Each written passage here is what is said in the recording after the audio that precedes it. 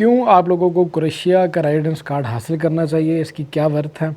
Specially मेरे वो भाई जो इंडिया से या गल्फ़ कंट्री से यहाँ क्रोएशिया में काम करने के लिए आते हैं, स्पेशली सीजनल वीज़ा के ऊपर।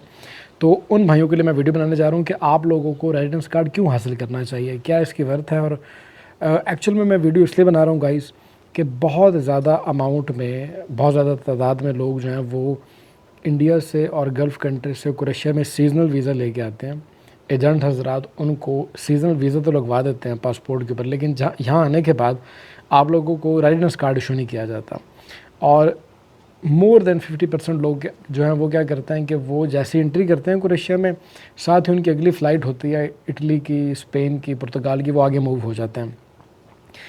क्योंकि एजेंट हजरात ने उनको इतना मतलब कि मेंटली टॉर्चर करके रखा होता है, उनको इतना तंग करके वो भेजते हैं कि भाई आपने वहाँ जाना है और वहाँ से आपने आगे मूव कर जाना है, क्योंकि हमने आपका जिस कंपनी में वीज़ा लगवाया है वो कंपनी आपको रेजिडेंस कार्ड नहीं देगी। आपका पासपोर्ट वो अपने पास रख लेंगे, पासपोर्ट आपका रख के और आपको फिर वो काम पे लगा देंगे और आप फिर क्रोएशिया से कहीं और मूव हो नहीं पाओगे। तो बेहतर है कि जैसे ही आप लैंड करो क्रोएशिया में तो अगली फ़्लाइट पकड़ के आप दूसरे किसी कंट्री में निकल जाओ।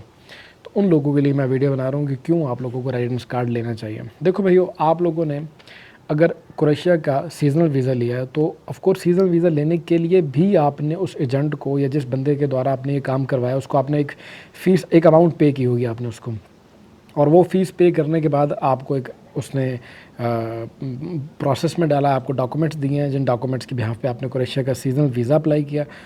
वीज़ा लेने के बाद आप लोगों को वो कहता है कि भाई जिस कंपनी का मैंने वीज़ा दिया ये कंपनी तो आपका पासपोर्ट रख लेगी, और पासपोर्ट रख के आपको कहेंगे कि अब आप यहाँ से किसी दूसरे कंट्री में मूव हो जाओ, या फिर आपको वो सैलरी नहीं देंगे, आपको तंग करेंगे और आपको ये कहेंगे कि अब आप इंडिया वापस चले जाओ। तो ये बातें एजेंट हजरात सिर्फ उस कंडीशन में कहते हैं जब आपका वीज़ा अप्रूव हो जाए, जब आपका वीज़ा लग जाए। वीज़ा लगाने से पहले जब वो आपसे पैसे लेते हैं, जब आपसे वो डॉक्यूमेंट्स के लिए चार्जेस मांगते हैं, लाखों की तादाद में जो अमाउंट आपसे वो चार्ज करते हैं, उस वक्त आपको ये बातें नहीं बताते। वो जब आपका वीज़ा लग जाता है आपके पासपोर्ट के ऊपर, उस वक्त आपके साथ वो ये स्टोरियाँ शेयर करते हैं कि भाई आप जब वहाँ जाओगे तो आपको कंपनी काम नहीं देगी, आपका पासपोर्ट वो अपने पास रख लेगी और आपको वो कहीं ब्लैक में काम करवाएंगे और आपको सैलरी भी नहीं देंगे।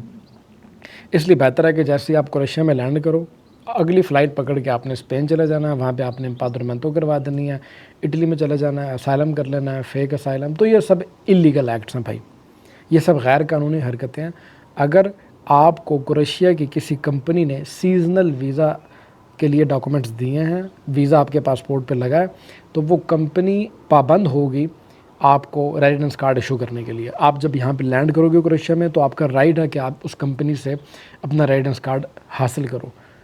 अगर आपको कंपनी इशू नहीं करी तो आप डायरेक्टली इमिग्रेशन ऑफिस जाओ, वहाँ पे जाके आप पूछो कि मेरा रेजिडेंस कार्ड कहाँ पे है, मुझे रेजिडेंस कार्ड इशू किया जाए। क्योंकि विदाउट रेजिडेंस कार्ड अगर कंपनी आपको सैलरी नहीं देती तो आप कंपनी के अगेंस्ट कोई कानूनी कार्रवाई नहीं कर सकते, कोई लीगल एक्ट नहीं ले सकते आप कंपनी के अगेंस्ट, ठीक है। तो आपके पास रेजिडेंस कार्ड होगा तो आप कंपनी के अगेंस्ट कोई भी एक्शन ले सकते हो। आपके पास रेजिडेंस कार्ड होगा, आप उस रेजिडेंस कार्ड पे यूरोप के बाकी के 29 मुल्कों में ट्रैवल कर सकते हो जब आपका दिल करे। आप अपने कंट्री वापस जा सकते हो, इंडिया जा सकते हो, पाकिस्तान वापस जा सकते हो, वहाँ से वापस आ सकते हो। यहाँ आप रेजिडेंस कार्ड के ऊपर अपना बैंक अकाउंट ओपन कर सकते हो। रेजिडेंस कार्ड होगा आपका तो आप किसी अच्छी कंट्री का, कनाडा वगैरह का या किसी बड़े कंट्री का, अमेरिका का, आप वहाँ से वीज़ा प्रोसेस डाल सकते हैं, वीज़ा एप्लीकेशन के लिए आप दरख्वास्त डाल सकते हैं। और अगर आपको क्रोएशिया आने के बाद किसी अच्छी यूरोपियन कंट्री में ऑप्शन नज़र आता है, किसी अच्छी कंट्री में आपको जॉब वगैरह की ऑफ़र होती है, तो आप, अगर आपके पास रेजिडेंस कार्ड होगा तो आप क्रोएशिया के अंदर जो जर्मन एम्बेसी है या फिनलैंड की एम्बेसी है वहाँ पे आप एप्लीकेशन डाल सकते हैं। आप वहाँ से आगे शेंजन के किसी दूसरे कंट्री में लीगली मूव हो सकते हैं। लेकिन जब तक आपके पास रेजिडेंस कार्ड नहीं होगा आप कोई काम भी नहीं कर सकते। आपकी बिल्कुल ऐसी ही हैसियत होगी जो कि एक इलीगल बंदे की हैसियत होती है।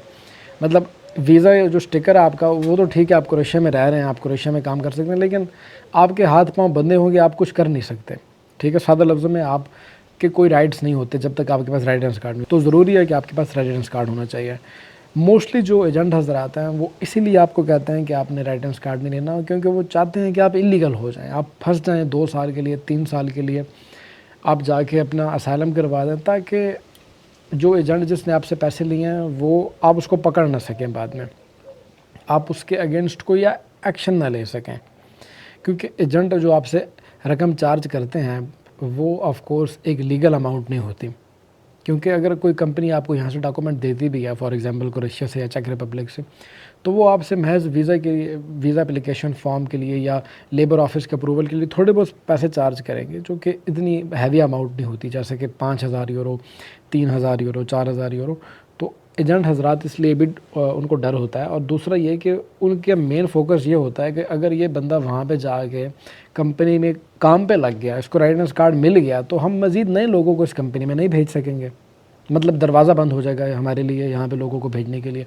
तो बेहतर है कि ये बंदा वहाँ जाए और वहाँ से आगे किसी दूसरे कंट्री में भाग जाए, ताकि कंपनी के अंदर सीट वैकेंसी खाली रहे और हम यहाँ पे किसी दूसरे बंदे का वीज़ा अप्लाई करें। अगर हमने पहले बंदे से 3,000 यूरो लिए हैं तो फिर हम दूसरे बंदे से भी 3,000 यूरो लें। समझ रहे हो ना आप मैं क्या कहना चाह रहा हूँ? मतलब कि वो उन्होंने अपना एक बिज़नेस बना रखा है कि वो लोगों को यहाँ भेजते हैं और लोगों को यहाँ से आगे दूसरे कंट्रीज़ में भिजवा देते हैं। अगर वो बंदा वहाँ जाके काम पे लग गया तो फिर ऑफ कोर्स वो उस कंपनी के अंदर मज़ीद लोगों को नहीं बुला सकेंगे, अगर लोगों को डिमांड नहीं है मज़ीद वर्कर्स की उस कंपनी में। तो ये बेसिक लॉजिक होती है एजेंटों की, जो कि आपको दुबई से, स्पेशली गल्फ़ कंट्रीज़ से और इंडिया से क्रोएशिया का सीज़नल वीज़ा दे के भेजते हैं।